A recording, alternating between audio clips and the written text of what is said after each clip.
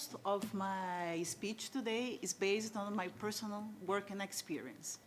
I've been working with tax for 30 years now, and I see a lot of things happening in those years, and for sure, those are the most exciting times for those who are studying and devoting his life for the research of taxation, on taxation issues. Can I move here? Okay. Oh, can you get the clicker, please? So we just have to change? Okay. First, I would like to give a short presentation about a case that makes direct connection between direct taxes and the trade rules, WTO rules. That was the Argentina Financial Services, and I call it the wake-up call for the taxation system. It's saving face as well for the international taxation system. Why? First, this dispute was unique. You have two non-OECD members disputing tax measures based on OECD standards, international standards. That's unique because none of them had the obligation to comply with those standards for curbing harmful tax practice because none of them were members of the OECD. And the measures at stake, at dispute, were measures taken by the Argentina Treasury against harmful tax practice, against tax havens, based on black or white list. First, it was a black list, then it turned to white list. And this list was issued by the Argentina Treasury Minister each year, and the requirement to be on or off the list was the negotiation of tax treaties with relevant exchange of information provisions, or the conclusions of exchange of information agreements, or just the initiation of the negotiations of both of this kind of tax treaties. So as you can see, you could have countries which did not effectively exchange information with Argentina, and countries who exchanged the information both in the black list or in the white list. The list was not consistent. You have countries in different positions on the same list. Those who do not exchange information because they actually didn't have concluded tax treaty in force, and those with tax treaty in force. And the DSB, the WTO DSB, refrained from giving a final decision on this case. Why? Because the panel decided that the likeness of the service was assessed due to the origin of the services and not exclusively on the origin of the services. So we didn't have a definitive decision on this case, and that's why I call it a saving face decision, because if the DSB had run through the details of this case, barely those tax measures would be considered consistent with the system, because they are arbitrary by nature. When countries draw the list of tax havens, they left behind Luxembourg, Netherlands, Ireland, the US, who is not in compliance with the Basel Accords. I don't know if you know about that, but the capital requirement, the stability standards, the US and the Europe are not in compliance with the Basel standards. So if you are to have a serious blacklist, you should include those countries. If you don't include, those lists are arbitrary, and they would comply with the chapeau the chapeau test on the general exceptions. Well, that's just in short, because this case was really more complex than that. Good turn for me. Yeah. And of course, the collection of revenue is important. Taxes are important because it will give revenue for the countries to invest in education and health and achieve the sustainable development goals. And after this case, this dispute was filed in the WTO, we had this movement on the organizations dealing with international taxation to rebuild the system, to negotiate new rules, because it was clear that the system was broken. Multinationals could shift profits. Governments, even in developed countries, are not collecting revenue from big multinationals. You can see that Amazon paid 0 income tax in the US last year. So that's a problem for both developed and developed countries. And we have now the OECD, the IMF, the United Nations, and other international organizations working on the to rebuild, to restructure the international taxation system.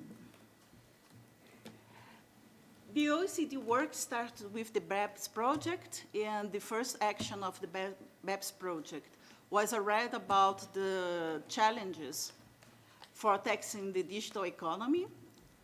Then you had the interim report about the, yet in the framework of the BEPS, and the OECD and non-OECD members agreed on the constitution of a new international entity called the Inclusive Framework on BEPS, where at first no OECD members were called to the table not to negotiate the standards. The BEPS standards were already there, but just to see and to negotiate how would they implement the BEPS recommendation.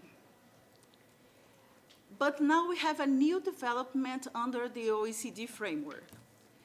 In February of this year, the Inclusive Framework issued a public consultation document addressing the challenges of the tax challenges of the digitalization of the economy.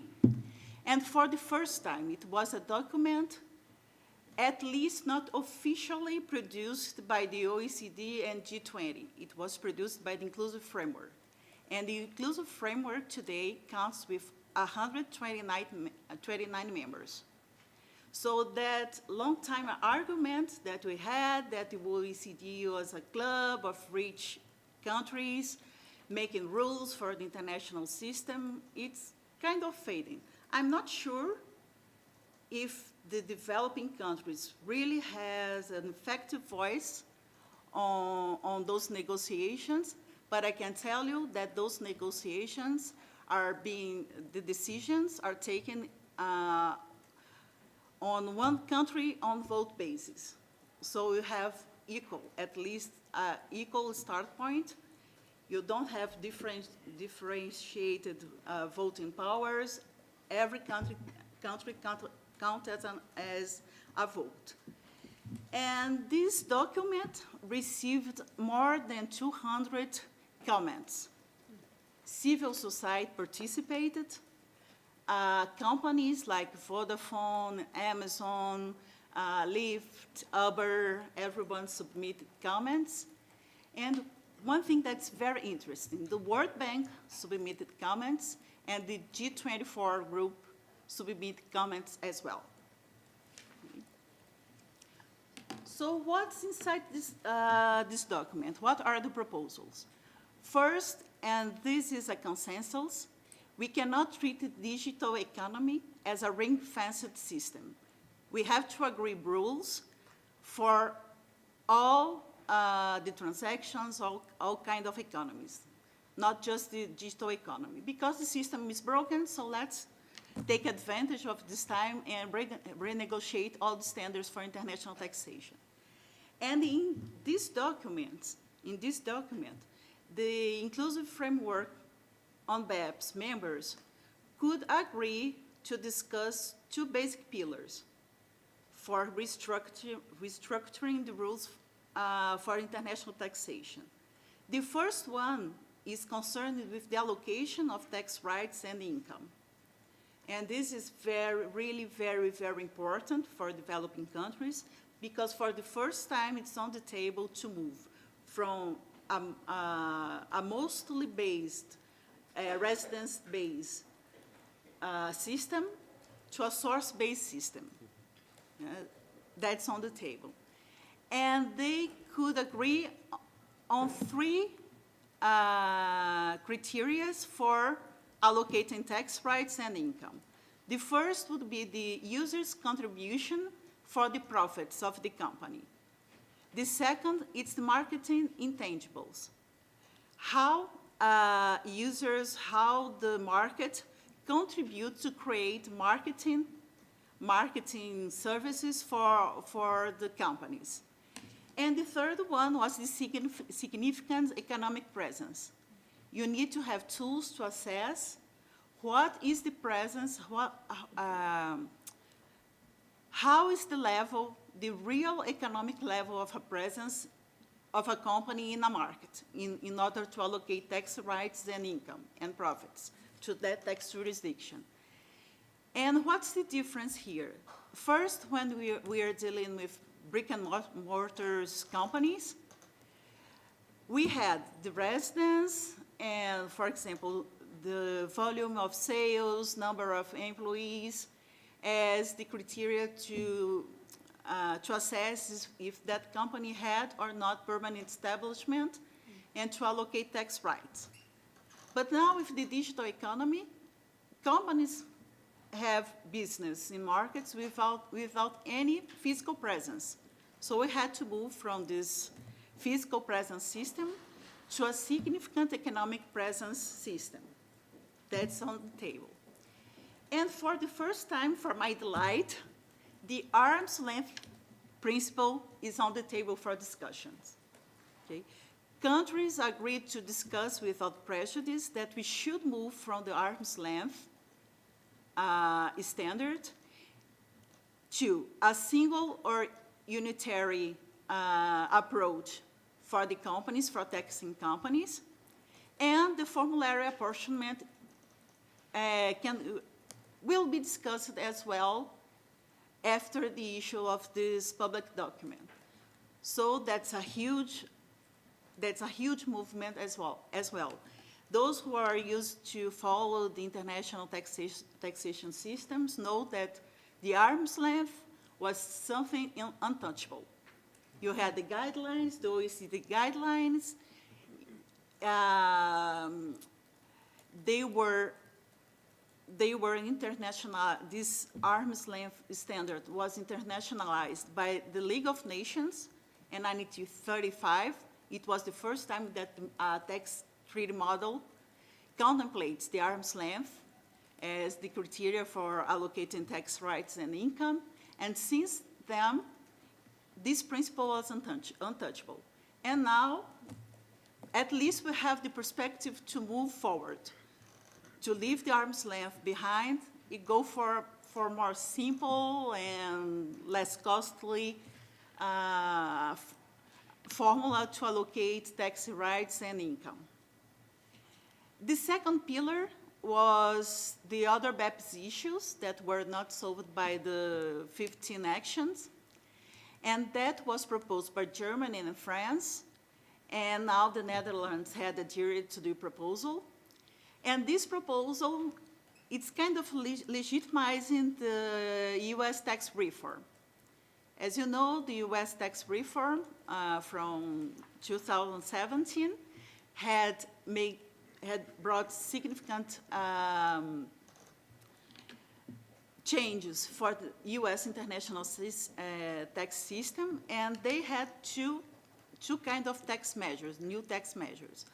One, which we call the inclusion of income, that I can give you the example of the GILT, the global intangible lower tax income through this kind of tax measure.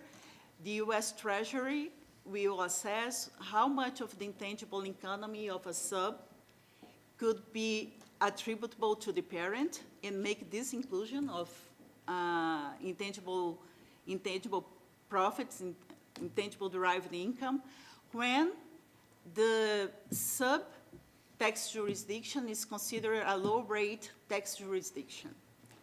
And the erosion payment tax, which in the US was called the BEAT, which is an additional tax for the income tax, when, by virtue of low income tax rates, the subsidiary tax jurisdiction is deemed to be eroding the US tax basis. So now both Germany and France had embraced these two kinds of measures to curb the base erosion of their tax system. And we have to be very careful, because although those rules, those initiatives are called standards, they are not toothless. Countries and companies are going to have to comply with the BEPS and inclusive framework and OECD work, because during those discussions, the OECD, the UN, the World Bank, and the IMF created an international government entity called the Collaborative Tax Platform for Taxation. So they are working together, and this is for the first time that we have an international entity created and whose members are only international organizations, and they are working together to make those standards mandatory.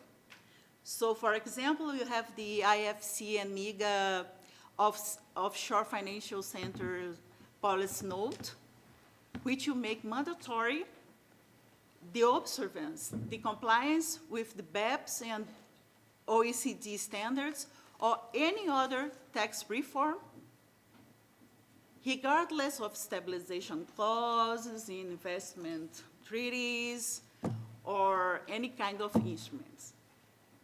And the World Bank already has a tax compliance unit to address those issues. And we have as I talked to you before, you have the WTO system and this investor state dispute settlement system that could also analyze and decide on the application of those standards. So although we'll call it standards, they have teeth, and a lot of teeth.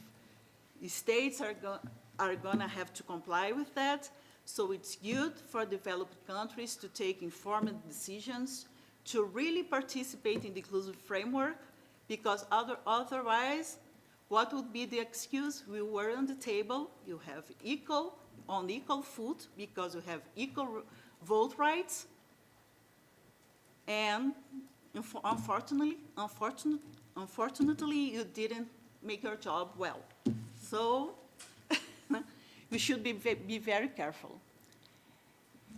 And another interesting development on this context is the role of the International Monetary Fund.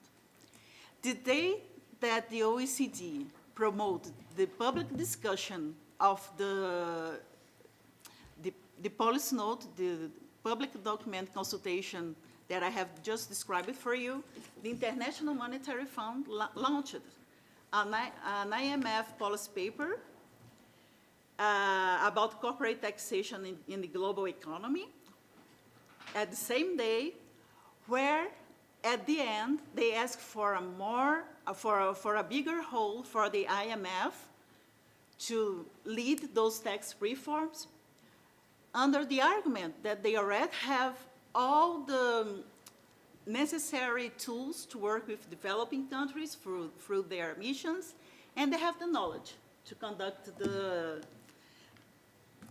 the whole process. Okay. And to end my dissertation, just Good morning. And to end my presentation, I go through the United Nations that's not making a substantial work. They are following what's happening, but we don't have any substantial development. Okay, could go on. And we have, how I told you, the World Bank and the G24 should be meeting comments. The European Parliament just launched a provisional report on financial crimes, tax evasion, and tax avoidance, asking for the UN to lead the process. And the Foreign on Tax Administration that issued a report for guidance for tax administrations on how to tax the gig economy, mainly the platforms. Okay, so that's how I end my presentation. Thank you. Thank you.